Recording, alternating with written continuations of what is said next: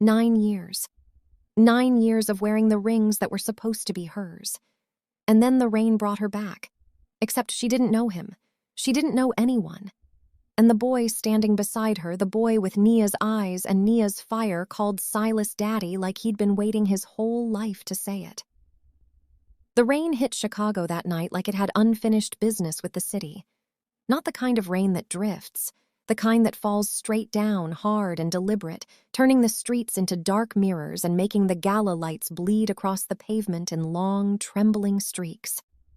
Silas Vance stepped through the glass doors of the Drake Hotel at 11:14 and did not look up at the sky. He had spent 11 hours moving between rooms where men in expensive suits made decisions worth hundreds of millions of dollars. He had shaken hands and signed papers and held conversations with the particular flatness of someone who had learned that most words were just filler. His driver was already idling at the curb. The partition between the front seat and the back was already up. His penthouse was 12 minutes away. All he wanted was the silence. He adjusted his white suit jacket, the one his assistant had described as a statement, and pressed 2 fingers to his temple. His other hand hung loose at his side, the thick silver rings on his knuckles catching the yellow glow of the street lamps. He almost made it to the car. 2 of his security detail were stationed near the side entrance. He registered them the way he registered everything quickly, efficiently, without emotion. One had his arm extended. The other had his radio already in his palm. They were blocking someone. Silas told himself it was handled. He took one more step toward the car. He heard the rain. He heard the low murmur of the city behind him. He heard, somewhere underneath all of it, the thin, exhausted sound of a woman's voice saying something the downpour swallowed whole. He should have kept walking. He stopped. He didn't know why. There was no sound dramatic enough to justify it, no instinct he could name. Something simply landed in the center of his chest and pressed. He turned. The woman was slight. Her dress, deep red, now so soaked through it, clung to her frame like a second skin, hung heavy off her shoulders. Her hair was plastered against her neck, her cheekbones across half her face. One of his men had a hand on her shoulder. She was not fighting it. She was simply standing there with the particular stillness of someone who had run out of the energy to argue. Silas watched from the bottom of the steps. She lifted one hand and pushed the wet hair from her face, and Silas felt the city stop. Not slow, stop. Like someone had reached into the machine of the world and pulled one critical wire. The rain kept falling. The cars kept moving. His driver was still waiting at the curb. None of that reached him, because he knew that face. He had memorized that face 9 years ago. He had stood over a closed casket and whispered goodbye to that face. He had sat in a grief counselor's office for 4 months and described that face in precise, careful detail, the way a man describes something sacred because saying it out loud is the only way to prove it was real. He had worn these rings, her rings, the ones he'd intended to place on her fingers the night of the accident every day for 9 years, because they were the last physical object that connected him to that face. If you're new here, welcome. Stay with me, because this story is only just beginning to show you what it's made of. He moved before he decided to move. Step back. His voice was quiet. Both guards froze immediately.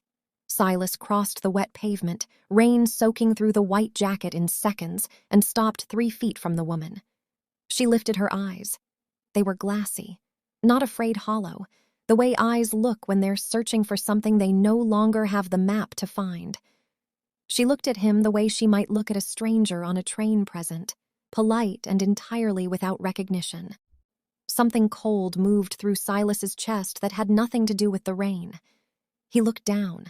Her hands were clasped in front of her body, pressed together at her sternum, and in her right hand, barely visible in the dark and wet, were his own hands closing over hers.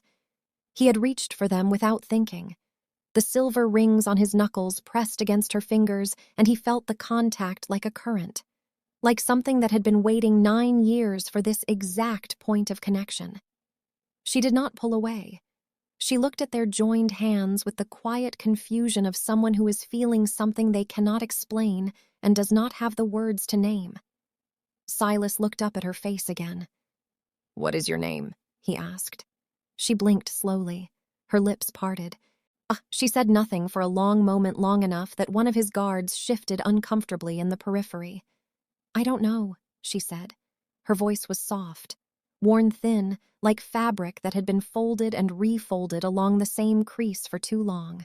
Before he could speak, something hit him. Not metaphorically, physically. Small, fast, and precise, a boy no older than 8 came sprinting through the downpour from the direction of the bus stop. He moved with the focused desperation of someone who had been running toward something for a very long time. He hit Silas at the knees, his small hands seizing 2 fistfuls of the white jacket. His face tilted upward and split open with something that wasn't quite a smile. It was more than that. It was the expression of a child arriving somewhere he had always believed he would eventually reach. "Daddy," the boy said. The word came out cracked, breathless, wrung through with 9 years of not knowing. "You're finally here." Silas looked down. The boy had his mother's arched brows, her jaw, the same defiant light in his eyes that had once made Silas fall entirely, helplessly in love with a woman he thought the world had taken from him. Every logical part of Silas's mind went to work immediately. This was a scam. Someone had researched him. Someone had found old photographs, old interviews, old obituaries. Someone had coached this woman, this child, rehearsed this moment, and placed them here specifically on a night when Silas would be alone and exhausted and walking out into the rain. It was the only explanation that made sense. He straightened. He looked at his guards. "Remove them from the premises." He walked to the car. He did not look back. He told himself it was nothing. He told himself he was certain. He did not sleep. He lay in his penthouse with the city spread out below him like a circuit board, all light and geometry, and stared at the ceiling for 4 hours. He replayed the moment her hair fell away from her face.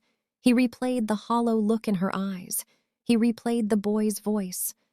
"Daddy, you're finally here," until the syllables stopped having meaning and became something worse. A frequency, a vibration in his sternum that would not stop. He had seen grief do terrible things. He had seen it twist memory into hallucination. He had stood in front of mirrors in the early years and convinced himself for half a second that he could feel her in the room. He knew what desperate pattern recognition looked like. He had lived inside it. But the face, and the boy's eyes. He sat up at 2 a.m. and called his head of security. "The woman from tonight," he said. "Find out everything." By 6 the next morning, a file was on his desk. She had been in the area for approximately 3 weeks. She slept in a shelter 2 miles from the hotel. No identification, no registered name, no history in any database that his investigator could locate. She had appeared, by all available records, from nowhere, with a child, and a face that should not exist, and eyes that looked at Silas Vance like he was a stranger she was trying and failing to place. He read the file 3 times. Then he closed it. He had a company to run.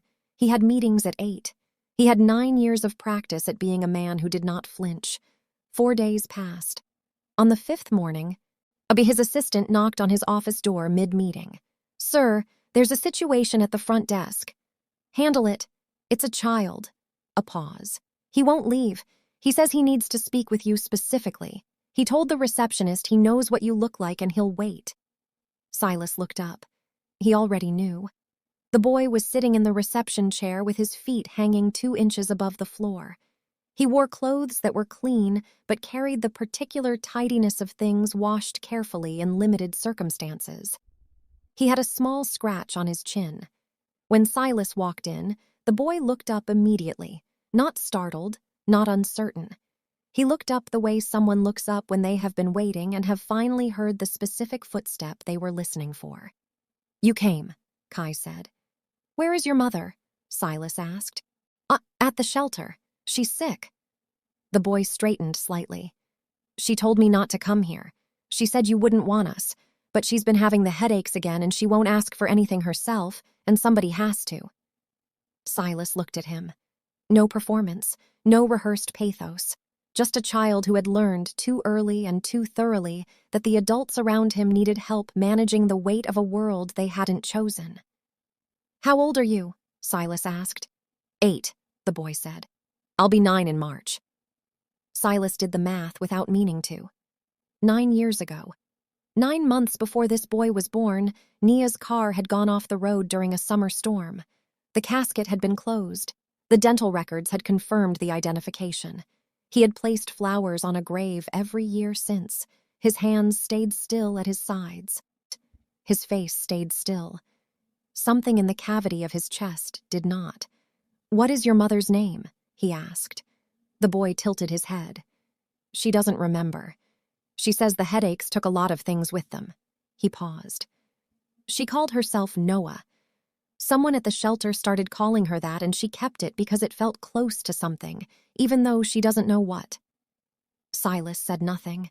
He stood there in his tailored suit, in his glass building, with the whole machinery of his curated life running at full capacity behind the walls around him, and felt something close around his throat like a hand. "I'll send someone to the shelter," he said finally, "with medicine." The boy nodded. Then he looked at Silas with those dark, direct eyes and said, simply and quietly, "She cries at night sometimes, when she thinks I'm asleep. I don't know who she's crying for, but I think it was someone she loved before the accident, someone she can't get back to." Silas walked the boy out personally. He watched him go down the street small, straight-backed, certain until he turned the corner and disappeared. Then Silas went back inside and made a call. The DNA sample was straightforward. He was not proud of how he collected it. He sent it to a private lab with a request for the fastest possible result and told himself it would come back negative. He told himself the relief would be clean and complete. He told himself this would end it. 3 days later, the result arrived. He opened it alone. Door locked, blinds drawn, the city outside moving without him. He read it once, 99.9% biological match. The boy, Kai, was his son. Silas sat with that result for a long time. He did not call anyone. He did not move. He sat with the weight of it pressing down through 9 years of grief, 9 years of silver rings worn as armor, 9 years of a closed casket and a headstone, and the absolute certainty that the woman he had loved was gone. If Kai was his son, then she had been pregnant when the guardrail gave way.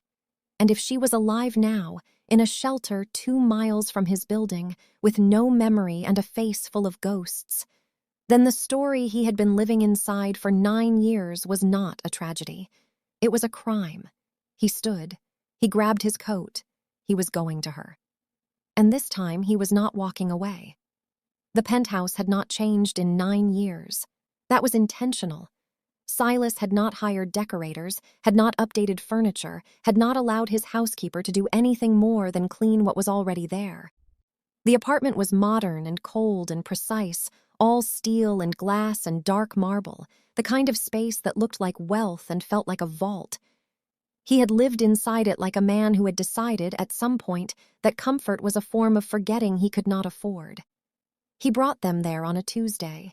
He had arranged a car before he even left the shelter. He had not asked Noah if she was willing. He had simply told her, standing in that narrow room with the cracked window frame and the thin blanket and the single plastic chair, that they were leaving. That she would have a doctor by morning and a bed that didn't carry the smell of other people's desperation. His voice had been the voice he used in boardrooms, not unkind, but without the shape of a question anywhere inside it. She had looked at him for a long moment. Her dark eyes wide set, slightly upturned at the corners, heavy with something she couldn't name, moved across his face like she was searching the architecture of it for something familiar. Her full lips pressed together. The bruise-colored shadows beneath her eyes told him she had not slept properly in longer than 3 weeks. "Why?" she asked.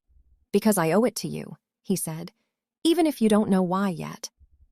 She did not argue. She gathered what little she had, a thin canvas bag, a child's jacket, a paperback with the cover torn off, and she walked out of that room with her spine straight and her chin level, and Silas understood immediately that whatever the world had taken from her, it had not taken that. The dignity, the quiet, unbreakable way she occupied space. That had always been Nia. That had always, even from the very beginning, been what unmade him. Kai said nothing in the car. He sat in the back seat with his small hands folded in his lap and watched Chicago slide past the window with the calm assessment of a child who had learned early that new places required patience before they revealed themselves. He had Nia's composure and Silas's silence, and the combination was almost unbearable to look at directly. The penthouse received them the way it received everything without expression. Kai adjusted within the hour. He moved through the rooms carefully, touching nothing, cataloging everything, and then he found the floor-to-ceiling windows overlooking the city and stood in front of them for a long time without speaking. When the housekeeper brought him warm food, he said thank you with the gravity of someone who had been taught that gratitude was not automatic. Noah was different. She moved through the penthouse like someone navigating a museum, after hours aware that she was somewhere she did not fully belong, careful not to disturb the order of things.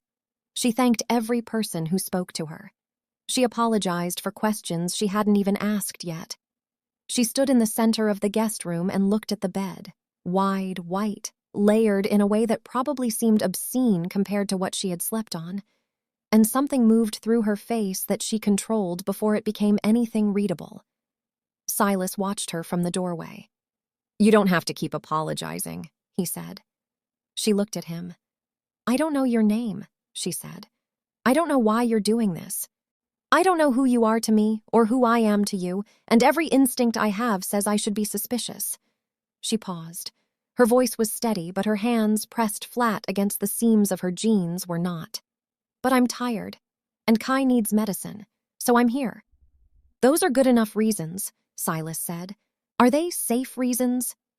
He looked at her for a moment, really looked, at the sharp line of her jaw and the way her wet hair curled at her temples now that it had begun to dry, and the particular darkness in her eyes that was not fear, but something older than fear. Something earned. "You're safe here," he said.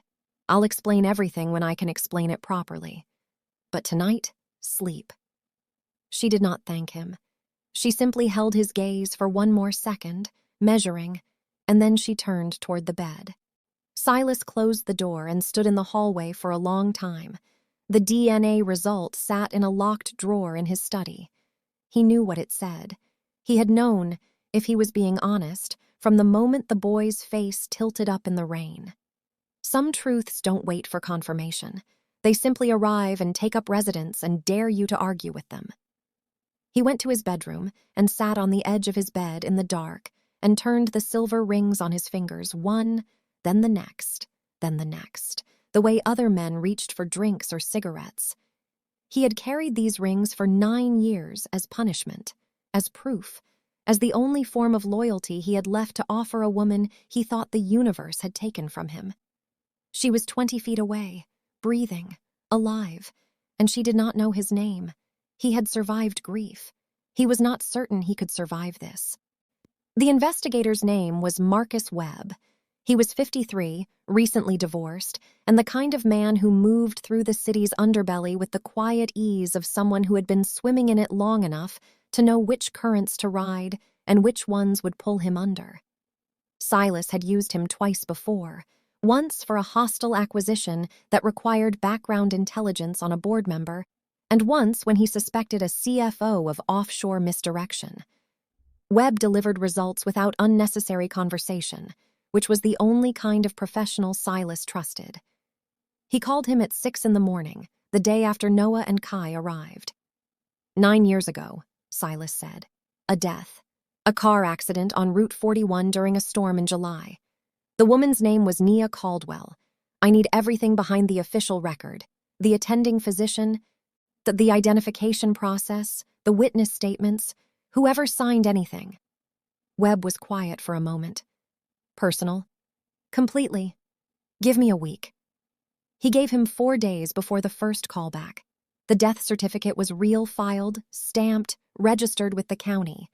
But the hospital that appeared in the records, the one whose attending physician had signed the identification documentation, had suffered a catastrophic records flood 6 years prior. The storage unit holding patient files from that period no longer existed in any retrievable form. The attending physician, a Dr. Raymond Holt, had retired 14 months after the accident was filed and relocated abroad. No forwarding address, no professional registration in any country Webb could access within 48 hours. Of the 3 witnesses listed in the accident report, I2 were dead, one from a heart attack, one from a car accident of his own, 18 months after Naya's supposed death. The third had emigrated to Portugal. His last known contact information was a phone number that had been disconnected. Silas sat with the report at his desk and felt the cold spread through him slowly, like ice forming in still water. Not shock, he was past shock. This was something more precise. This was the shape of the truth revealing itself edge by edge. He went to the cemetery on a Thursday evening, alone. The headstone was black granite. Her name was carved in clean, deep letters. He had chosen the stone himself, had approved the engraving, had stood in a stone yard 3 weeks after the casket was lowered, and made decisions about font and finish because every other form of control had been taken from him. And he had thought at the time that it was grief making him meticulous. Now he understood it was a lie he had paid for with his own money and engraved with his own hands. He stood in front of it for a long time. The grave held nothing. He was certain of that now, with a certainty that went beyond Webb's preliminary report. His brother Elias had handled the funeral arrangements. Silas had been too broken to manage logistics, and Elias had stepped in with the smooth efficiency of a man who had been preparing for exactly this eventuality, who had known already what was in that casket, or rather, what wasn't. The rage came quietly. It always did with Silas. It didn't announce itself. It settled into the bone like a long winter patient, structural, the kind that didn't dissipate with heat but only grew more consolidated. Webb found the retired nurse 4 days later. Her name was Patricia Avery. She had worked at a private medical clinic in rural Indiana 40 miles outside a town called Morrow, the kind of place that appeared on no notable list and attracted no particular attention. She had been a nurse for 22 years. She had left the profession 9 years ago abruptly, without the formal retirement documentation that would normally follow a career of that length. She met Silas in a diner in the western suburbs. She arrived in a gray coat with her collar turned up and chose the corner booth before he arrived. She ordered coffee she didn't drink and kept her hands wrapped around the cup for warmth that had nothing to do with temperature. "I've been waiting for someone to come," she said before Silas had finished sitting down. "Oh, tell me what you know," he said. She looked at him with the eyes of a woman who had carried something heavy for a long time and was deciding in real time whether the relief of setting it down outweighed the exposure of what it contained. "They brought her in through the back," she said.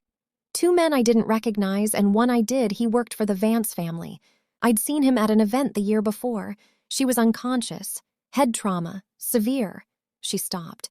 "We stabilized her. She was with us for 11 days. "Did she regain consciousness?" "Partial. She was confused, disoriented." Patricia's jaw tightened. She kept asking for someone. The same name over and over, every time she surfaced from the sedation. She looked at him. "She was asking for you, Mr. Vance, every single time." The diner was warm. Silas felt nothing of it. "Oh, she was pregnant," Patricia said quietly. "Approximately 8 weeks. I don't think she knew. She was too confused to understand much of what we told her. But I knew. It was in the blood work." She set her cup down. "And then one morning she was gone. The men came back in the night. I never saw her again." She reached into her coat pocket and placed a photograph on the table. Clinical documentation style. A woman in a clinic bed, her face bruised along the left cheekbone and jaw, her eyes closed, her dark hair spread across a white pillow. Her neck, her shoulders, the particular curve of her collarbone, every detail recognizable despite 9 years and 100 small changes that time made to every face. Silas picked up the photograph with one hand. "I'm sorry," Patricia said. "I should have spoken sooner. I was afraid." "You should still be afraid," Silas said without heat, "but I'm glad you talked to me." He drove home in absolute silence. His brother had stood at that graveside in a charcoal suit and placed one hand on Silas's shoulder and said that loss was the price of great ambitions. Silas had thought it was coldness. He had filed it away as one of the many things about Elias that were difficult to love. He understood now what it actually was. A confession wearing the costume of condolence. Silas Vance arrived at the penthouse on a Friday afternoon, unannounced, the way he always had because he was family. And in the Vance family, family was its own form of all-access clearance. He was 4 years older than Silas, taller by an inch, broader in the shoulders. Was the kind of man who filled a doorway and knew it and made the knowledge part of his posture. He had their father's jaw and their mother's eyes, and he had always been, in every room they shared, the gravity around which other people arranged themselves. Silas had spent 20 years learning to be the exception to that arrangement. He heard Elias before he saw him the particular rhythm of his footsteps on the marble, unhurried, proprietary, moving through the penthouse the way he moved through everything, as though his presence was both an arrival and an assessment. Silas was in his study when Elias appeared in the doorway. "I heard you had guests," Elias said. His voice was easy. Warm, even, in the practiced way of someone who had trained warmth into his register the way other people trained discipline. He leaned against the door frame with his hands in his pockets and his eyes already moving, scanning the room, the desk, the files, reading the space the way a man reads a room he suspects has changed in his absence. "Thought I'd stop by, see what's happening." "Nothing you need to be concerned about," Silas said. "Brother," Elias smiled. "When is anything with you not my concern?" He was already moving before Silas could redirect him that smooth, unhurried forward motion that had always been his signature, the ability to advance without appearing to push. He came into the study and sat down across the desk in the chair usually reserved for Silas's attorney, and he crossed one leg over the other and looked comfortable in a way that was entirely deliberate. "Who is she?" he asked. "A woman I'm helping." "She looks—" Elias paused. Something moved behind his eyes, fast, controlled, gone before it could be named. "She looks familiar." "Does she?" It was not a question. They looked at each other across the desk, and in that silence was everything. 20 years of accumulated business, accumulated loyalty, accumulated dinners and boardrooms, and the particular shorthand that only siblings develop, and running through all of it, invisible until now. The single wire of a secret that had kept one of them warm for 9 years while the other grieved. Silas had been recording since Elias walked through the front door. He kept his face clean, his hands flat on the desk. He watched his brother's eyes move to the window, to the hallway beyond the door, to the small crayon drawing Kai had left on the edge of the desk that morning. 3 figures, carefully rendered. Under a sky full of deliberate rain. Elias looked at the drawing for exactly 1 second longer than a casual observer would. "She should be in a proper facility," Elias said. "If she's unwell, there are places that handle—" "I'll manage it," Silas said. "You always do." Elias uncrossed his legs, stood. "Just want to make sure you're thinking clearly. You have a tendency when something reminds you of Nia to—" "To what?" Silas asked. Elias stopped. He looked at Silas, and for the first time the warmth in his expression was not complete. There was something underneath it, something old and tightly bound like scar tissue over a wound that had never been properly cleaned. "To lose perspective," Elias said carefully. "I appreciate the concern," Silas said. "I'll be in touch about the Thursday meeting." After Elias left, Silas sat in the study until the penthouse settled back into its silence. Then he pulled up the recording and listened to it once, the whole thing, every pause and every syllable and every moment where his brother's voice had shifted by the precise, barely detectable register of a man managing information he was not supposed to have. Down the hallway, Noah was helping Kai with a puzzle on the living room floor. She had her legs folded beneath her dark hair loose around her shoulders, her forehead furrowed in the particular concentration she brought to every task. She reached across Kai to fit a piece into place, and the movement was so instinctively maternal, so fluid and present and certain, that Silas stopped in the hallway and held the doorframe and breathed. Then Kai looked up at her and laughed at something, and she smiled.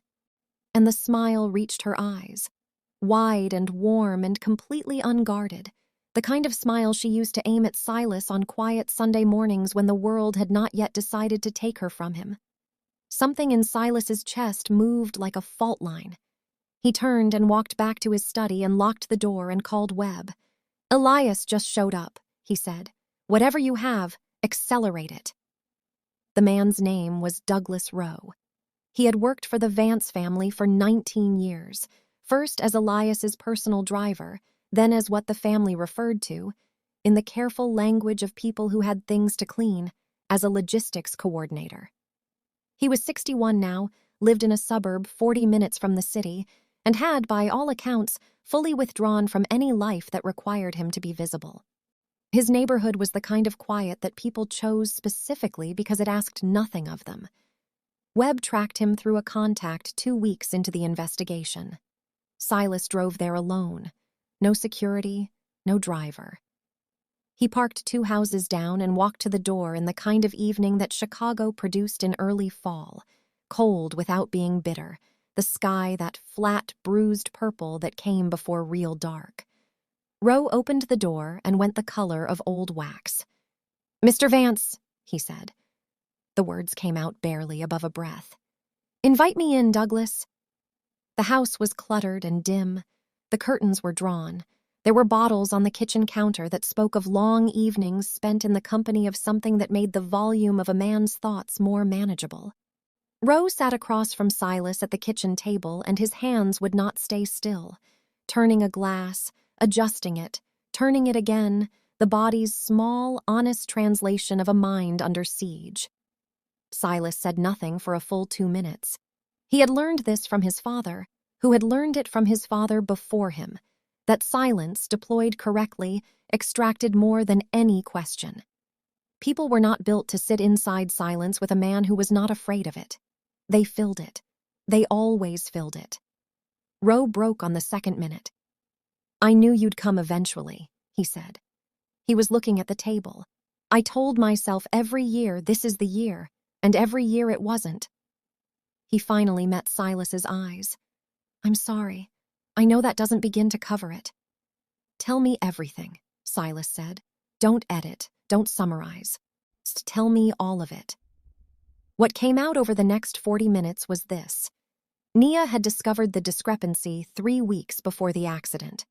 She had been working with the firm's external auditors on a separate project when she stumbled across a series of transfers, sophisticated, layered, the kind of financial architecture that was built specifically to survive casual inspection. She had told no one except Silas, and she had planned to present the full picture to him the night she died. Elias had known she knew. He had 2 days to act, and he used them. He didn't want her dead, Rowe said. He said it the way men say things they have rehearsed as a form of absolution. He was specific about that. He said he was very clear he just wanted her gone. Somewhere she couldn't come back from and couldn't be taken seriously if she tried. "Gone," Silas repeated. The word was flat and sharp and entirely without the mercy Rowe was hoping for. The men he used, they were professional. It was supposed to be clean. She fought back. Rowe's hands tightened on the glass. She ran. She fell against a concrete retaining wall. The head injury wasn't part of the plan. Silas thought about a woman with Nia's eyes and Nia's spine and Nia's full, bright, furious energy running in the dark toward what she thought was safety.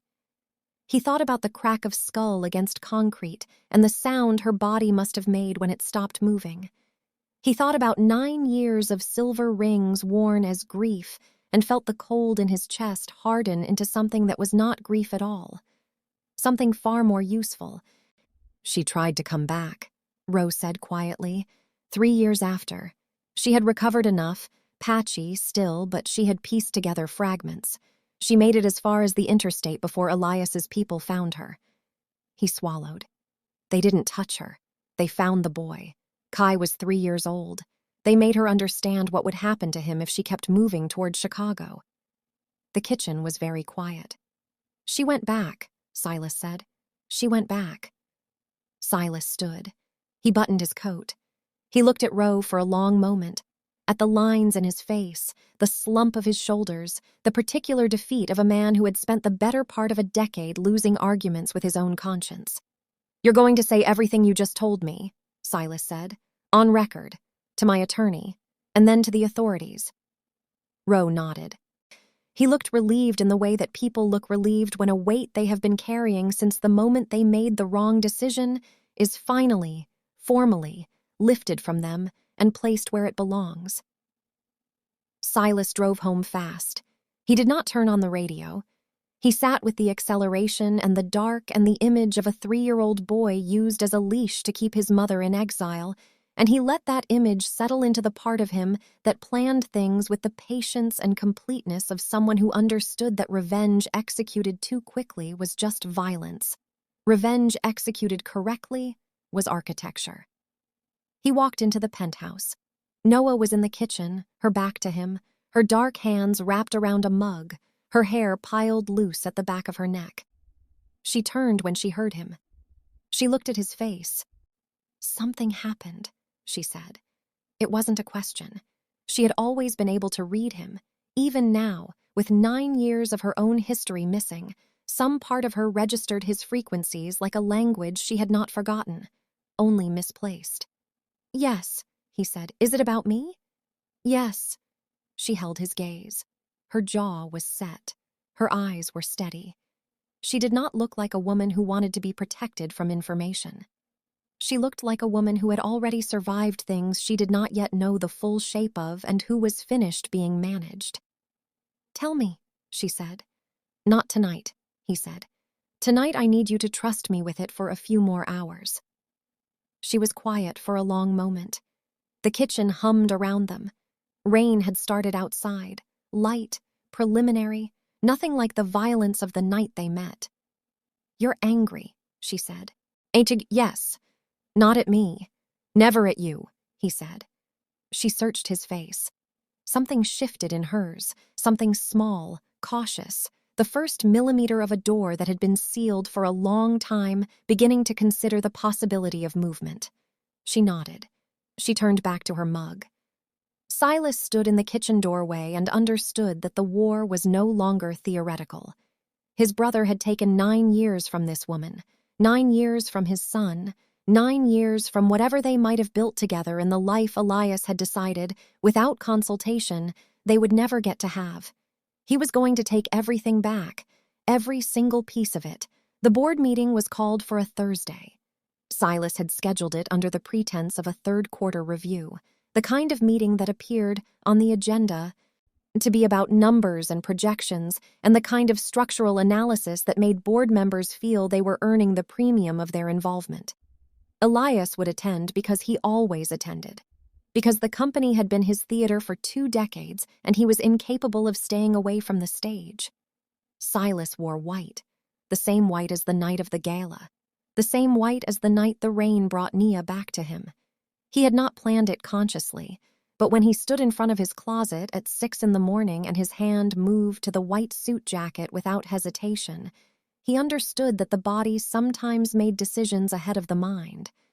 He arrived at the boardroom 40 minutes early. He arranged the projector himself. He placed a single folder at every seat. He did not let his assistant help.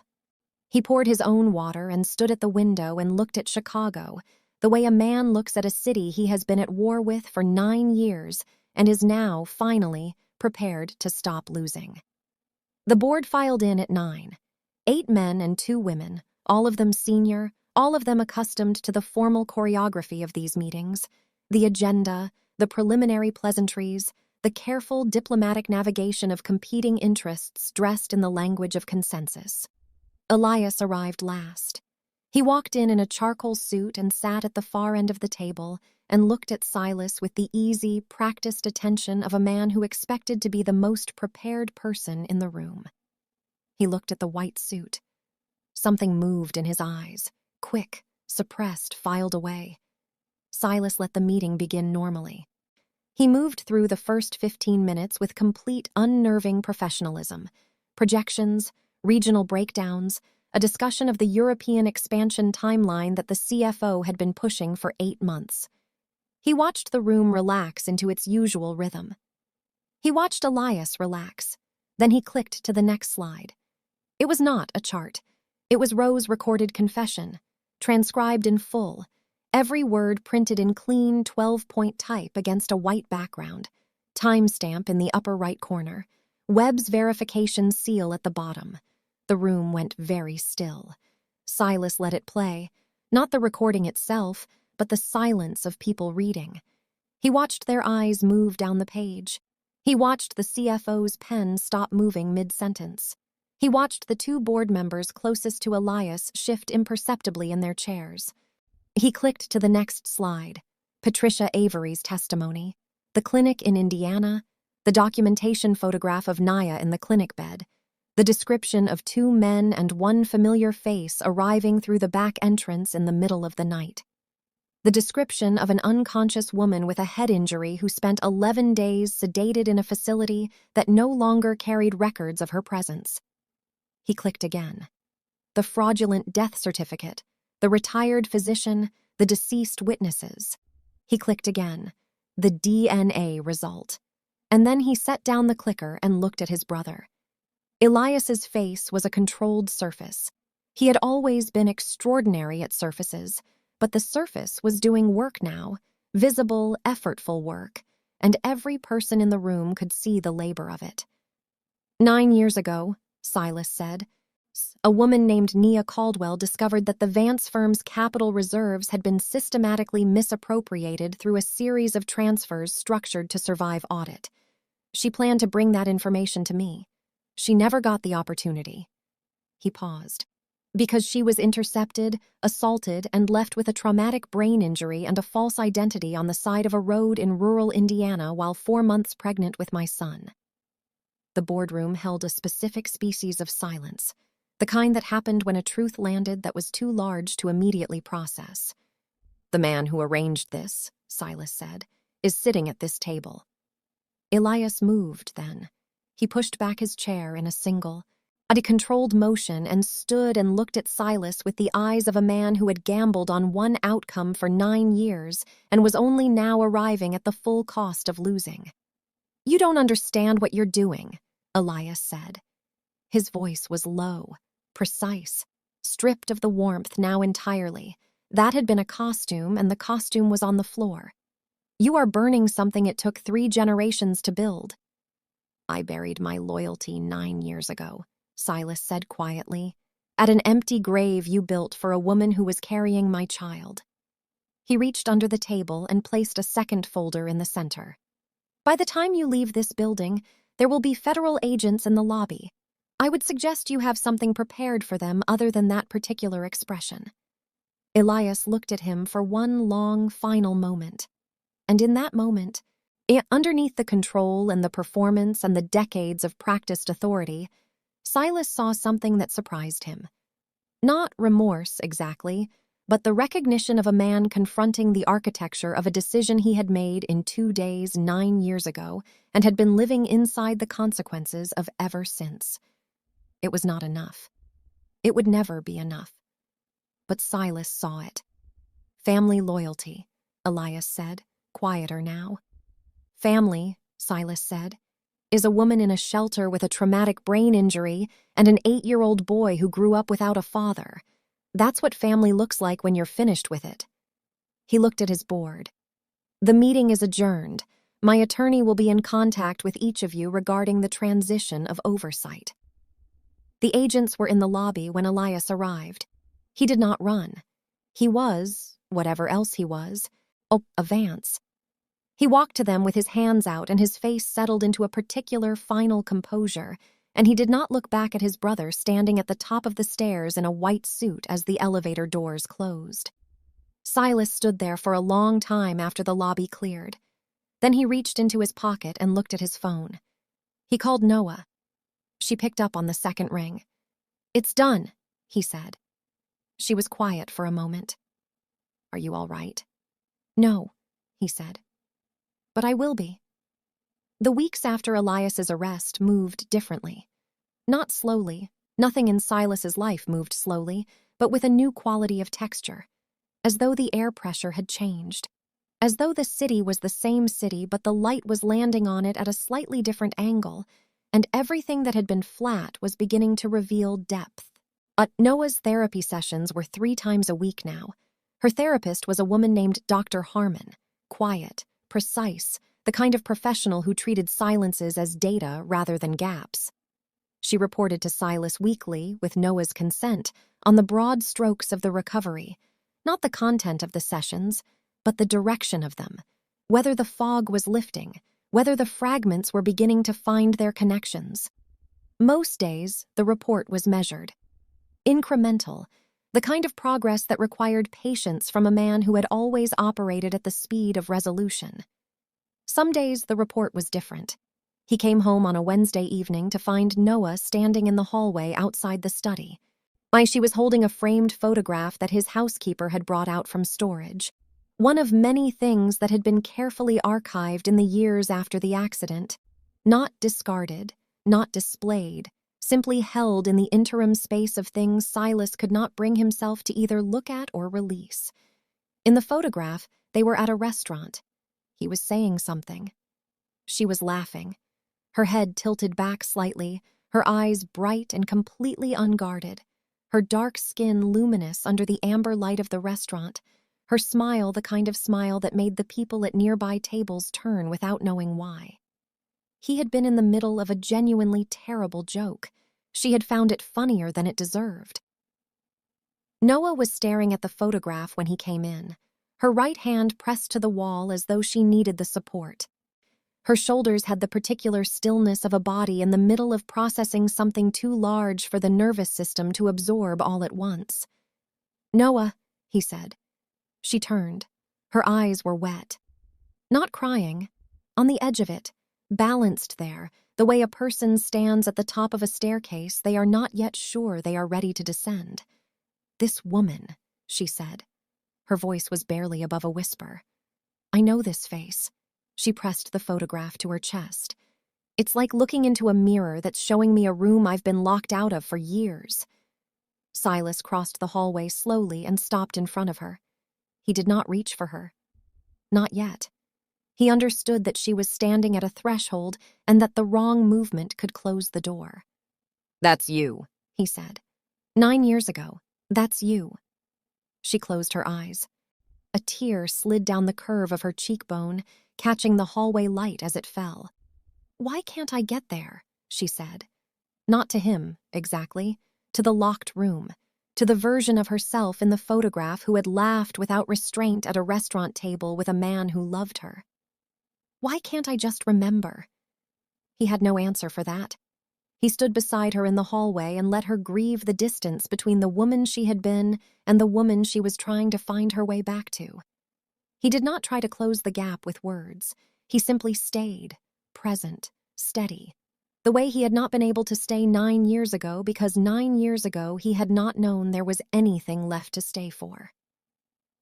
Kai appeared at the top of the stairs. He took in the scene with those dark, old eyes of his. He came down without speaking and wrapped both arms around his mother's waist from behind. He pressed his face against her back. Noah held him with both arms, the photograph still clutched to her chest. Silas watched them, this woman and this boy, the two people his family had tried to erase from the world, and felt something open in the center of his chest. Not painfully, completely.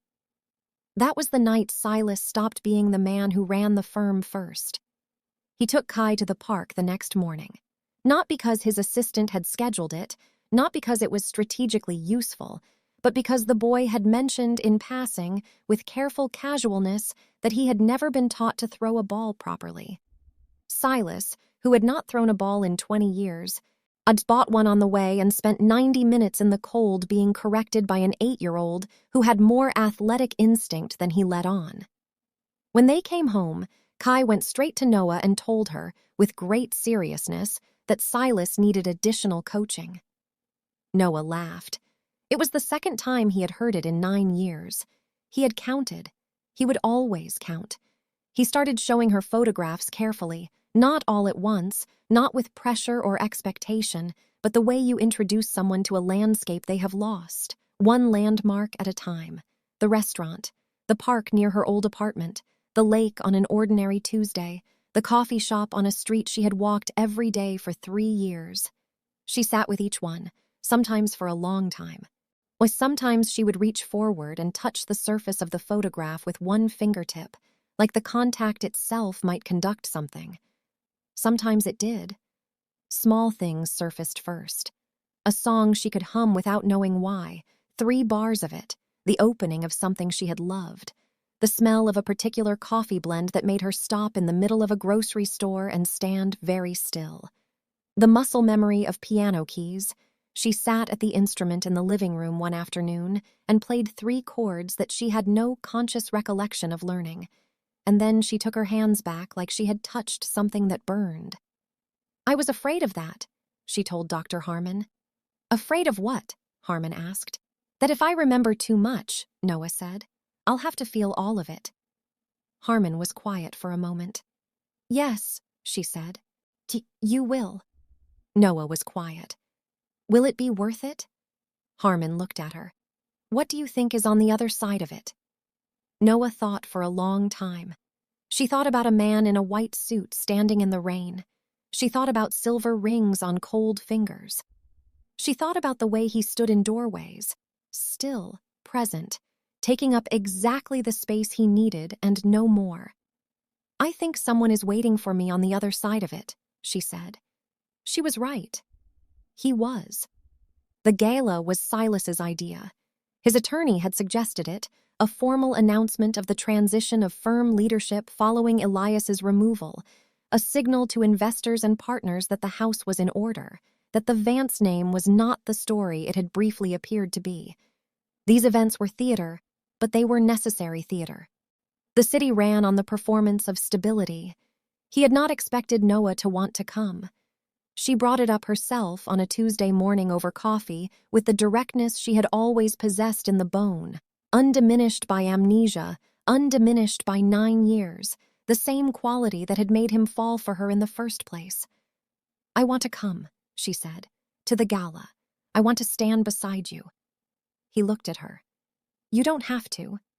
"I know that," she said. "I want to." She wore red. He did not know whether she had chosen it consciously or whether the body made its own decisions about symmetry. The dress was deep, full red, not the saturated, soaked red of the night she reappeared, but a darker, richer version of it. Deliberate. The fabric fell to mid-calf and the neckline was simple and her dark hair was down around her shoulders, and still damp from the shower, curling slightly at the ends. She came down the stairs of the penthouse, and Silas stood at the bottom and said nothing for a moment because there was, in that moment, nothing adequate. "Don't," she said. But she was almost smiling. "I didn't say anything," he said. "Your face said it," she said. He offered her his arm. She took it. The silver rings pressed against her fingers where they rested in the crook of his elbow, and she looked down at them for a moment, at the weight and mass of them, the way the hall light caught the carved surface, and said nothing. But she did not let go. The gala was held in a ballroom on the 32nd floor of a building that overlooked the lake. 300 people, the city's architecture of money and influence and carefully cultivated reputation. Silas moved through it with Noah at his side and felt the difference immediately, the slight recalibration of a room as it absorbed a new variable. She was not known here. She was not placed. She moved through the room with the composure of a woman who had survived things that made ballrooms seem relatively manageable, and she held Silas's gaze whenever the conversation around her required him to engage elsewhere, a quiet thread of contact that kept him centered. She was speaking to a woman from the city council when it happened. Silas had stepped away to handle a brief exchange with his attorney near the bar. He was returning when he saw the man in the peripheral corner of the hallway beyond the main doors, one of Elias's former associates, a man named Greer, who had been part of the firm's secondary investment division and who had known, Silas had reason to believe, considerably more than he had disclosed to investigators. He had slipped through the guest list with the camouflage of someone well-practiced at occupying spaces where they were no longer welcome. He had Noah's arm, not violently, not visibly, just that particular grip, fingers wrapped above the elbow, angled away from the room, the posture of a man conveying information with his body. She was looking at him with her jaw set and her eyes reading the geometry of the situation with the rapid, unflinching calculation of someone who had spent 9 years navigating the world on the strength of instinct alone. Silas crossed the hallway in 10 seconds. He did not run. He did not raise his voice. He came to a stop 6 inches from Greer and looked at him with the expression that had, over the course of a career, made considerably larger men rethink their positions. "Remove your hand," Silas said. Greer did, slowly, with the face of a man deciding which version of the next 10 seconds best served his interests. "If you come within 20 feet of her again," Silas said, still quiet, still entirely without performance, "I will dismantle every professional association, every financial arrangement, and every personal relationship you have used this city's goodwill to construct. I will do it methodically, and I will do it completely, and I will do it with the same focus I applied to my brother. Are we clear?" Greer looked at him. He looked at Noah. He left. Noah watched him go. Then she turned to Silas.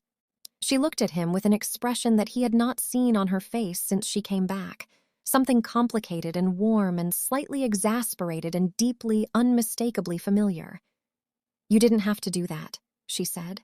"I know," he said. "I had it." "I know that too." She looked at him for a long moment. Then she turned back toward the ballroom. They stood at the edge of the room in silence. The city was spread out beyond the windows, all its light and dark, all its architecture of consequence.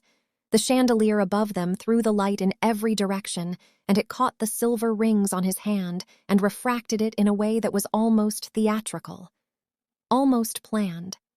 Noah's eyes moved to the rings. She had looked at them before, many times. The way she looked at everything that she sensed carried weight, carefully, from a distance. The way you approach something that might be hot. But this time she looked differently.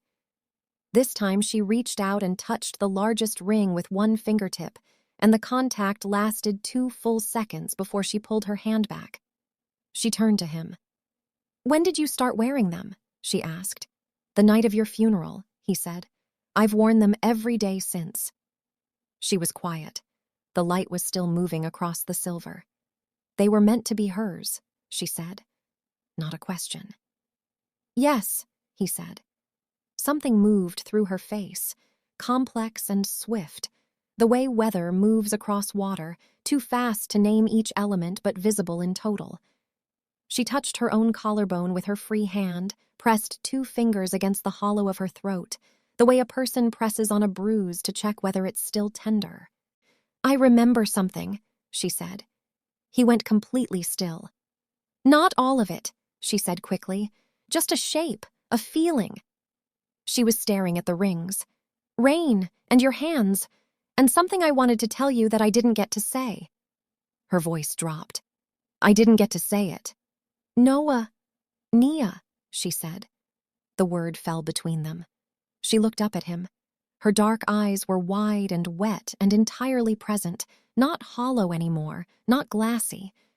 Looking at him with the full, clear weight of someone who is crossing back from a very long distance and can finally see the other shore. "It's Nia," she said. Her voice was barely audible. "That's my name. It's been my name the whole time, and I just—" She stopped. Her jaw tightened against the emotion. "I couldn't reach it." Silas looked at her for a long moment. He looked at the woman who had come back from somewhere most people did not return from and had found him again in the rain, in a city that had tried to swallow her story whole. He looked at the architecture of her face, the line of her jaw, the set of her eyes, the fullness of her mouth pressed tight against everything she was feeling. He reached into his pocket. He took out a ring. Not from his hand. This was the last one, the seventh, the one he had kept separate, the one that had been in his pocket since the night he stood over her grave and made the particular, silent promise that men make when they have lost everything and cannot think of any other form of staying close.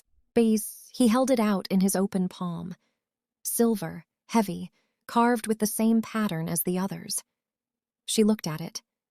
Then she looked at him. "Not tonight," he said. "When you're ready, when you've had time to find all of it, every piece of what was taken, when you're certain." He closed her fingers around the ring. "I'm not going anywhere. I've been here for 9 years. I can wait." Her hand was warm around his, the ring pressed between their palms. Outside, through the floor-to-ceiling glass, the city moved through its 1,000 ordinary lives, and somewhere in the penthouse 12 minutes north, their sun was drawing pictures of rain and keeping the universe honest. Nia pressed her forehead to his. She didn't say anything. She didn't need to. The distance between them, 9 years of it, a crime's worth of it, collapsed in the simple geometry of that contact. The ballroom hummed behind them. The chandelier kept throwing its light. And the rings, heavy and silver between their joined hands, were finally, after everything, exactly where they had always been meant to be. If this story touched your heart, leave a comment below with your location and don't forget to like and subscribe for more interesting stories. I want to see where this story is haunting people right now. And if you feel like someone is watching you, you're probably not alone.